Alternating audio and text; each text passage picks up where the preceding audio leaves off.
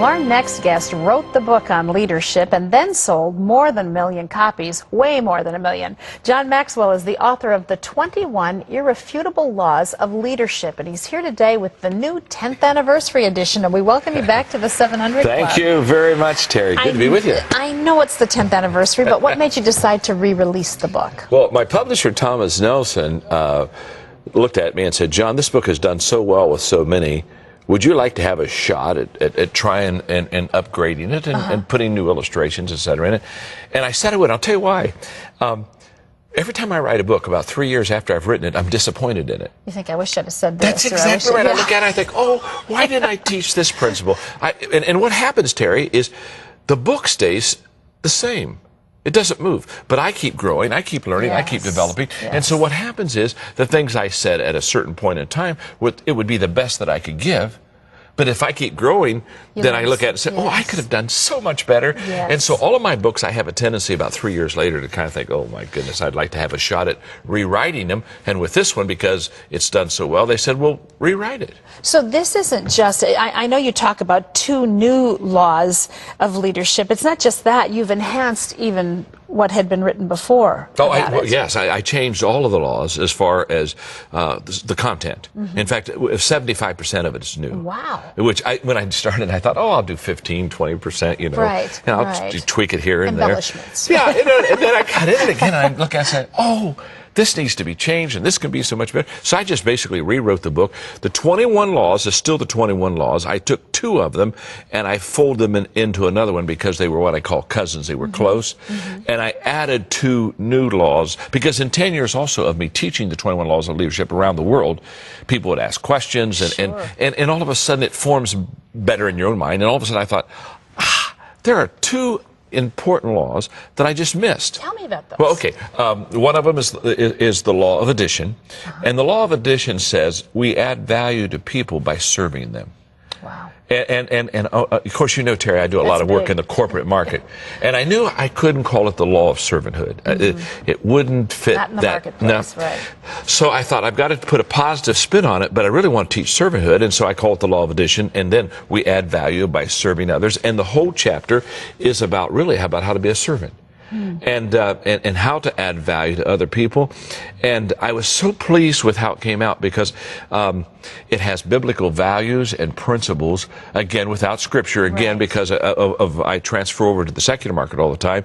And I'm just so excited because as they read these great values and principles and apply them, it's going to not only help them in their business and help them in their company, but it's going to be like Christ would teach leadership. Because if he were here on the set and you were interviewing him, Terry, and you said, Christ, what is leadership? I think the first thing he'd say is, it's servanthood. I agree. I think he would say, hey, if you want to be first, you got to be last. And if you want to be the ruler, you got to be the servant. And I mean, that whole paradigm. And I kept saying, how can I, again, in a recognized corporate secular book, put those values and principles, and the law of addition really allowed me so that's to do one it. of the new ones. What's the second one? And the other one's the law of the picture.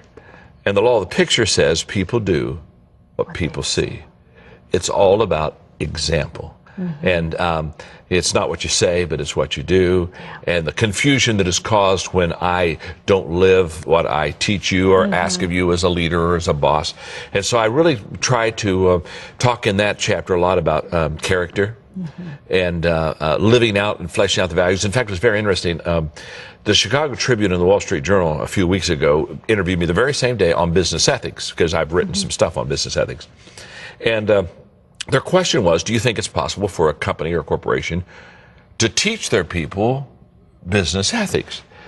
And I said, yes, I do. And they pushed back. They said, we don't think it's really possible. And I said, 2 things have to happen. I said, they have to not only teach those ethics, but they have to live those ethics.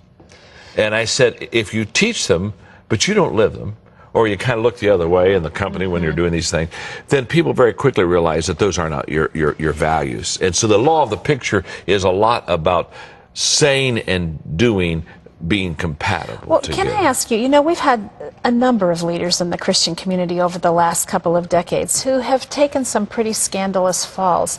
Is the law of the picture what was missing, the missing component in their absolutely. Their endeavors? Oh, absolutely. They forgot that the greatest leadership is by example. Yeah.